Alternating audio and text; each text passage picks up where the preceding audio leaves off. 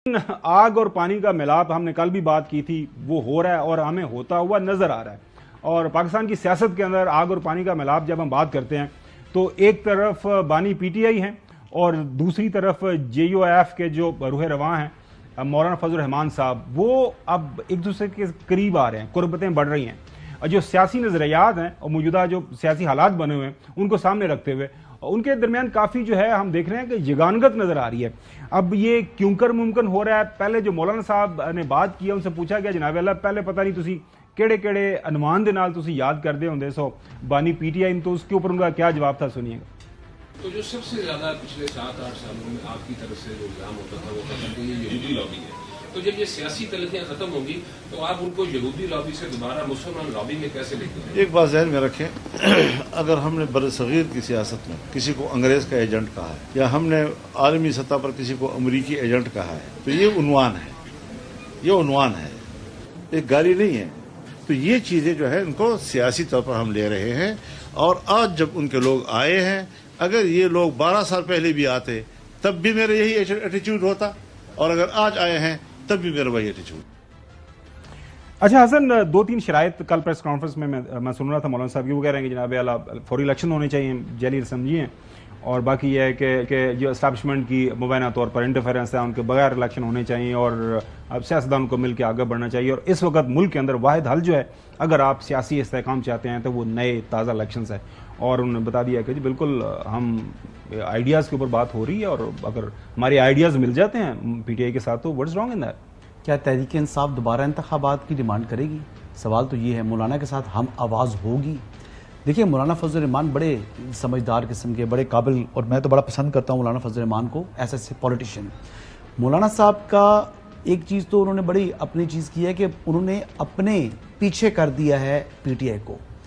Assembly में अगर अदाद शुमार देखा जाए तो पीटीआई के पास एक तो सूबे की हुकूमत भी है और नेशनल असम्बली और सेनेट में भी स्ट्रेंथ बहुत ज़्यादा है मौलाना के मुकाबले में। लेकिन अगर कोई चीज़ हुकूमत के ख़िलाफ़ अगर कोई मुहिम चलती है तो लीड कौन करेगा? वो मौलाना फजल रहमान करेंगे। और दूसरा, पीटीआई खुद चल के मौलाना के पास गई है, तो मौलाना के लिए तो इसमें विन विन है।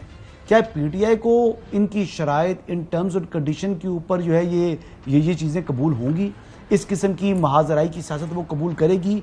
क्या असम्बलियों से इस्तीफ़ा देने पर रजामंद होगी इन केस, या वो दोबारा नए इलेक्शन को कबूल करेगी? तो ये एक बहुत से सवालात हैं जिनका जवाब आने वाले दिनों में मिलेगा। लेकिन यकीनन आप बात दुरुस्त कर रही हैं कि एक किस्म की जो है वो बर्फ पिघली है दोनों सियासी जमातों के दरमियान। और ये जो कल्चर था, जिस किस्म के गलत किस्म के अल्फाज ये अदा करते रहे मौलाना फजल रहमान से मुतल्लिक, इसके ऊपर उन लोगों को आज शर्म करनी चाहिए।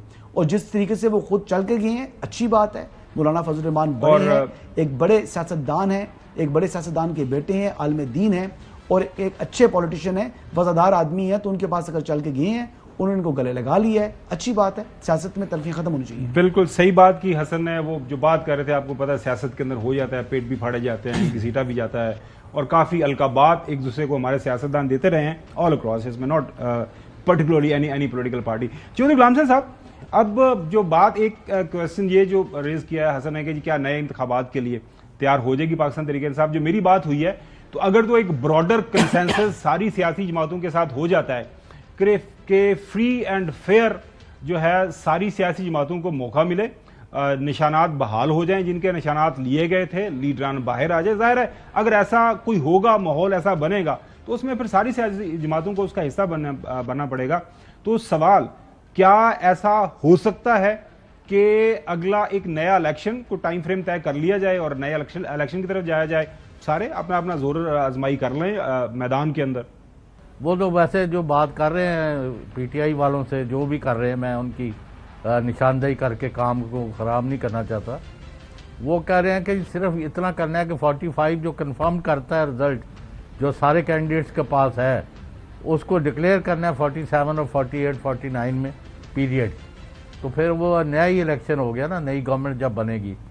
तो दूसरी खान साहब और फजल रहमान साहब की जो बात है, मैं ये ज़रूर कहूँगा कि फजल रहमान ने एक फ़ैसला किया है कि वो पीडीएम के साथ नहीं चलेंगे, यानी नून और पीपल्स पार्टी के साथ उन्होंने रास्ते जुदा कर लिए हैं।